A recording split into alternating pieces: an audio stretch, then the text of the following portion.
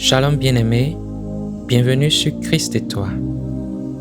La fois dernière, nous avions commencé une nouvelle série intitulée « Sauvé et après » où nous avions commencé par parler de ce qui se passe dès que l'on reçoit le salut, dès que l'on reçoit le Seigneur Jésus comme Seigneur et Sauveur. Nous avions parlé la fois dernière de la transformation initiale dans la vie du croyant. Si vous n'aviez pas écouté l'épisode précédent, je vous prie de le faire afin de plus comprendre celle-ci. Et comme la dernière fois, je vous encourage vivement d'avoir de quoi noter. Dans cet épisode, nous allons parler de notre union avec Dieu. Et notre verset de base se trouve toujours dans Éphésiens 2, le chapitre 8, qui dit ceci. « Car c'est par la grâce que vous êtes sauvés, par le moyen de la foi, et cela ne vient pas de vous, c'est le don de Dieu. » Donc nous savons que le salut est un don gratuit que nous recevons du Seigneur. Nous savons que cela ne dépend pas de nos œuvres. Et nous savons aussi, sur la base de ce dont nous avons parlé la fois dernière, nous savons qu'il y a une transformation interne qui s'opère et que cette transformation nous qualifie. Et cette qualification nous permet d'appartenir à la famille de Dieu. Quoi d'autre prend place dans la vie du chrétien dès qu'on fait ce pas important? J'aimerais que vous fassiez un exercice avec moi. J'aimerais qu'ensemble qu'on puisse établir une corrélation entre 3 versets et qu'on arrive ensemble à une conclusion. Le premier verset se trouve dans Jean 10, le verset 30. Et ça dit ceci. « Moi et le Père, nous sommes un. » Ici, c'est Jésus qui parlait en réponse à une question que les Juifs lui avaient posée. « Es-tu réellement le Christ? Arrête de nous faire attendre. » Au nombre des choses dont il leur a parlé, en réponse, il leur a parlé de son union avec le Père. Donc, ce verset nous montre que Jésus et le Père sont un.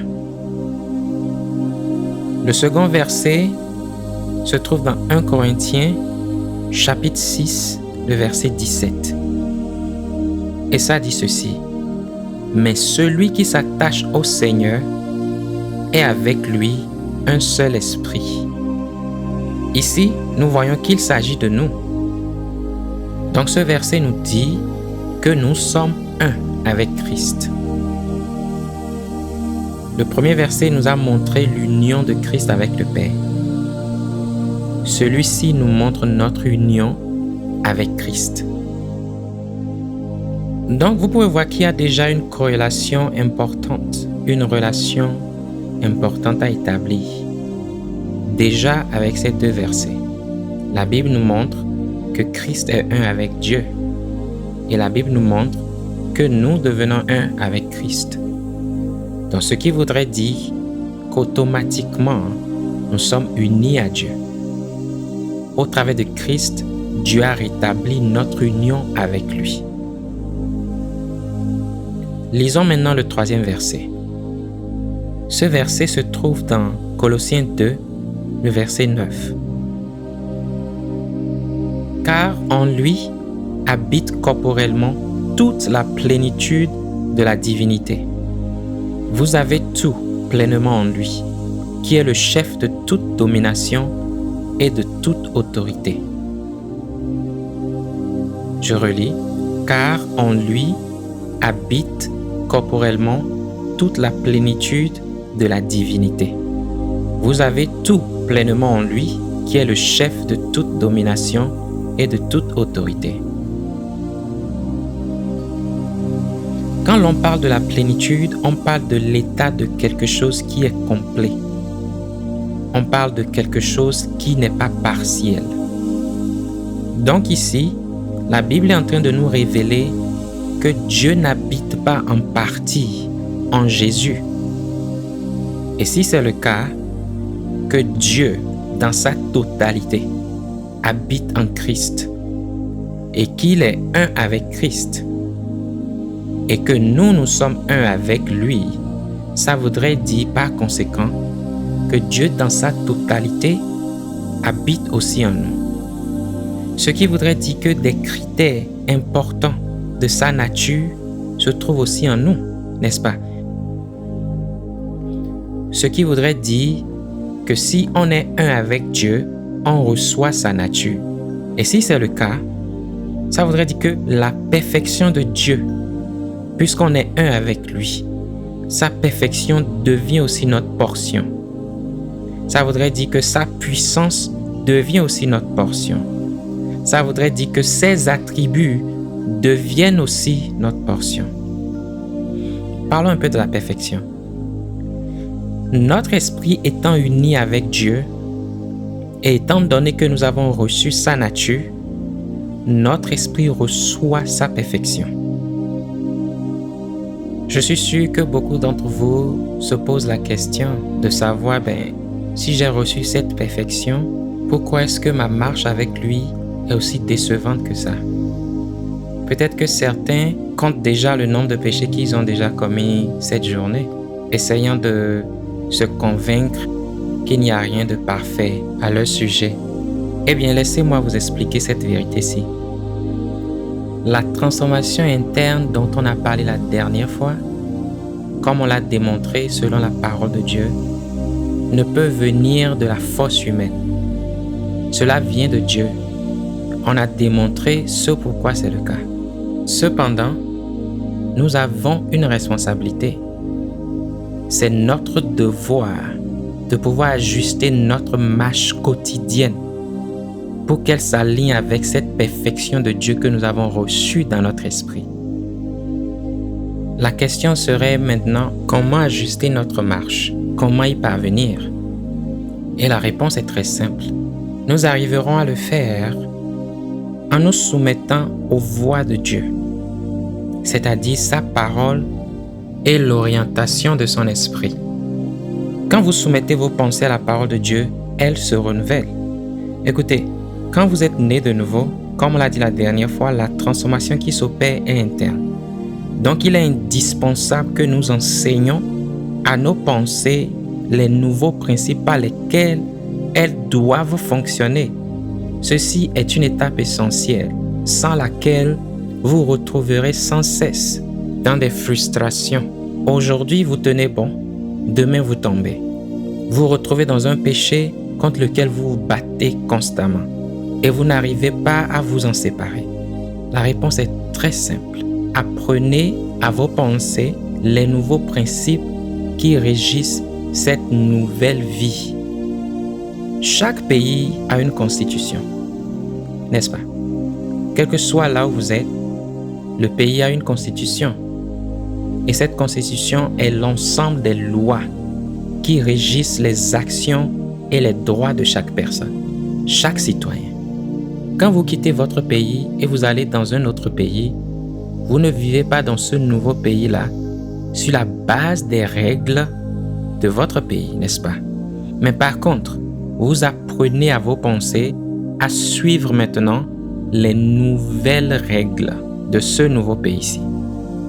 S'il y avait quelque chose qui était permis chez vous, mais dans le nouveau pays n'est plus permis, vous vous enseignez à vivre maintenant selon ces principes-là. De la même façon, maintenant qu'on a été transféré dans le royaume de Dieu, nous devons maintenant vivre par la nouvelle constitution, qui est la parole de Dieu. Romains 12, le verset 2 nous dit « Ne vous conformez pas au siècle présent, mais soyez transformés par le renouvellement de l'intelligence, afin que vous discerniez quelle est la volonté de Dieu, ce qui est bon, agréable et parfait. » La Bible dit, pour que vous puissiez discerner la volonté de Dieu, ce qui est agréable et parfait, pour que vous puissiez être en mesure de faire ce qui plaît à Dieu. Le renouvellement de vos pensées est essentiel. Donc, c'est notre devoir d'aligner notre marche quotidienne avec la perfection de Dieu en nous. Et nous le faisons en nous soumettant aux voies de Dieu. Vous allez apprendre à connaître Dieu, à connaître ses voies, au travers de sa parole. Et quand vous le faites, vous renouvelez vos pensées. Vous apprenez maintenant à votre être externe à se conformer maintenant aux choses divines, aux choses célestes.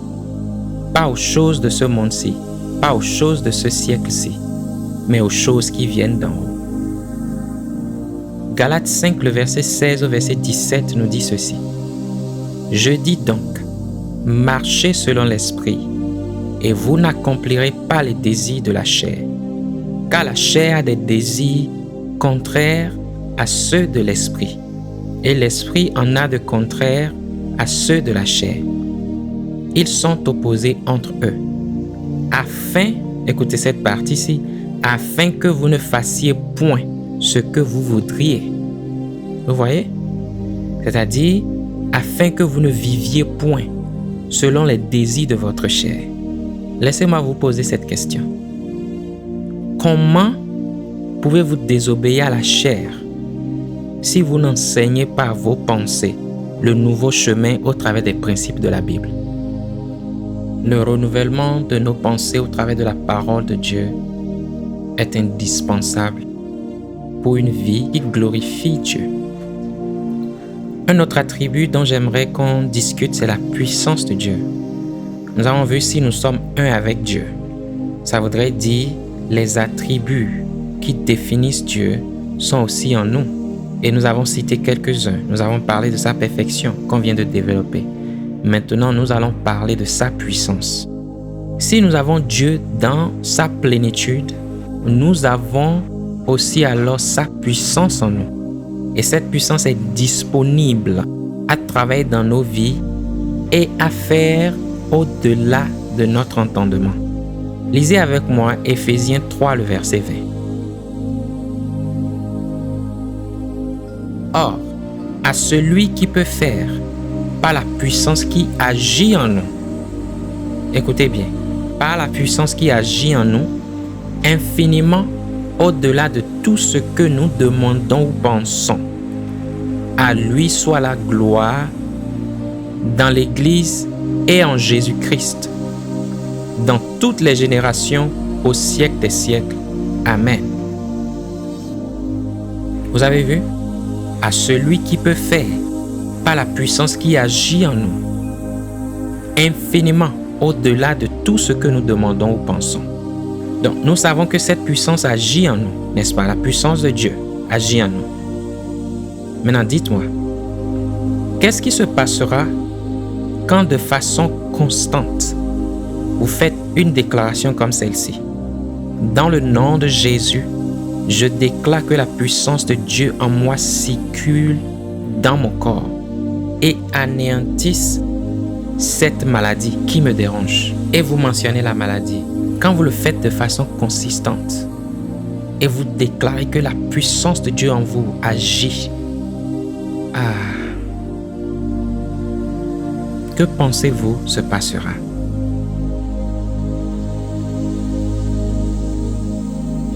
Apprenons à compter sur Dieu.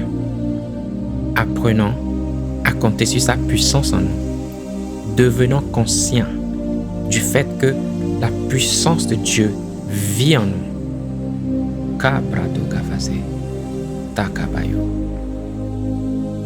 Je ne peux pas citer tous les attributs de Dieu, mais j'aimerais vous encourager à faire ceci. Chaque fois que vous lisez la Bible et vous trouvez des attributs qui sont consistants avec la nature de Dieu, exercez-vous à manifester ces attributs-là par la puissance de l'Esprit. Je vous donne un exemple. La Bible nous montre que parce que Dieu est amour, nous sommes appelés à aimer. Et Jésus va loin et dit ceci, que c'est grâce à ce signe-là que le monde saura qu'on lui appartient. Beaucoup sauront que nous sommes ses disciples. Donc ça voudrait dire qu'on n'est pas condamné à vivre une vie qui n'est pas consistante avec Dieu. Si on est un avec Dieu, on a sa perfection en nous. Et nous pouvons renouveler nos pensées et nous soumettre à la puissance de l'Esprit de Dieu. Apprendre à marcher avec Dieu en suivant sa parole. Une fois, je lisais la Bible et j'ai découvert que la parole de Dieu, par elle-même, est en mesure de nous transformer. C'est un sujet qu'on va aborder ensemble dès qu'on aura un épisode qui parle de la parole de Dieu. La Bible n'est pas un journal, ce n'est pas une revue de presse. Il y a la puissance derrière la parole de Dieu. C'est la parole de Dieu. Et quand vous la lisez, vous la consommez, avant que vous ne sachiez, c'est comme une semence en vous qui grandit et qui génère des fruits. Soumettons-nous à la parole de Dieu, soumettons-nous à l'Esprit de Dieu et soyons conscients que nous sommes un avec Dieu et que sa nature travaille en nous, que ses attributs travaillent en nous, sa puissance est en nous. Cela fera une différence. Pour finir, si vous n'avez jamais confessé le Seigneur Jésus comme votre Seigneur et Sauveur, si vous n'avez jamais soumis votre vie à Dieu, ou si vous l'aviez fait mais vous n'étiez pas sérieux par rapport à une telle décision, et que maintenant vous voulez de façon réelle dédier votre vie à Dieu, marcher avec lui et vivre pour lui, je vous prie de faire cette prière avec moi. Père, merci pour ton amour envers moi. Même quand je ne le méritais pas, toi tu as pensé à moi. Merci pour ta grâce. Merci pour ta faveur. Merci pour Jésus qui est mort sur la croix pour moi, pour le pardon de mes péchés. Je crois qu'il est ressuscité d'entre les morts et je proclame qu'il est Seigneur de ma vie. Je renonce à ma vie ancienne. Je renonce à mes mauvaises voies et je choisis de suivre et marcher avec toi. Je suis tout à toi, je me soumets à toi. Merci pour ton amour envers moi. Merci pour la nouvelle vie. Merci pour ton esprit. Dans le nom de Jésus. Amen. Bien-aimés, si vous aviez fait cette prière avec moi, la Bible nous donne l'assurance que vous avez maintenant adhéré à la famille de Dieu. Et j'aimerais vous dire de tout cœur, bienvenue dans la famille de Dieu. Shalom.